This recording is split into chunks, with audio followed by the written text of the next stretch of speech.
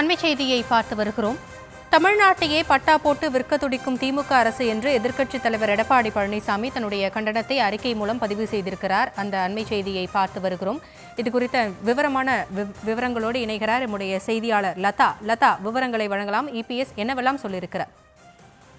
வணக்கம். அதிமுக பொதுச் செயலாளர் எடப்பாடி பழனிசாமி திமுக அரசை கண்டித்து கண்டன பதிவு ஒன்றை வெளியிட்டிருக்கிறார். அவர் வெளியிட்டிருக்கும் அறிக்கையில் தமிழகத்தையே பட்டா போட்டு விற்க துடிக்கும் திமுக அரசுக்கு கண்டனம் என்று குறிப்பிட்டு அந்த அறிக்கையை வெளியிட்டிருக்கிறார்.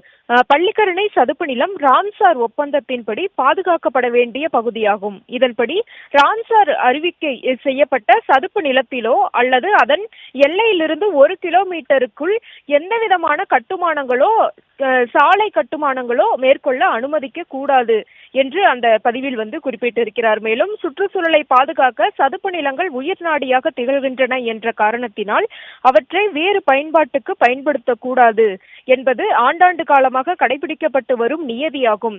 ஆனால் திமுக அரசு இந்த விஷயங்களை தளர்த்தி சுமார் 15 ஏக்கர் நிலத்தை பிரிகேட் என்ற தனியார் கட்டுமான நிறுவனத்திற்கு 2000 கோடி ரூபாய் மதிப்பீட்டில் சுமார் 1250 குடியிருப்புகளை கட்ட அனுமதி வழங்கியுள்ளதாக செய்திகள் வருவதாக இபிஎஸ் குறிப்பிட்டிருக்கிறார். மேலும் என்னதான் நவீன தொழில்நுட்பத்துடன் சதுப்பு நிலத்தில் கட்டிடங்கள் கட்டப்பட்டாலும் அக்கட்டிடத்தின் அஸ்திவாரங்கள் அமைப்பதும் அதன் மேல் எழுப்பப்படும் கட்டிடங்களின் உறுதி தன்மையும் கேள்விக்குறியானதே என்று வல்லுநர்கள் தெரிவிக்கின்றனர் என்றும், மேலும் ஒரு பெரும் வெள்ளத்திற்கும் புயலுக்கும் அக்கட்டிடங்கள் தாங்காது என்று வல்லுநர்கள் தெரிவிக்கின்றார்கள் என்றும் குறிப்பிட்டிருக்கிறார். மேலும் இத்திட்டத்தில் திமுக அரசு பல்லாயிரக்கணக்கான மக்களின் உயிரோடு விளையாடுவதை ஏற்க முடியாது என்றும், சென்னையின் சுற்றுச்சூழலை பெருமளவு பாதிப்பை ஏற்படுத்தக்கூடிய இந்த நாசகர திட்டத்திற்கு தமிழக வனத்துறை, வருவாய்த்துறை, சுற்றுச்சூழல் துறை உள்ளிட்ட அரசு துறைகள் அனுமதி அளித்துள்ளதன் மர்மம் என்ன?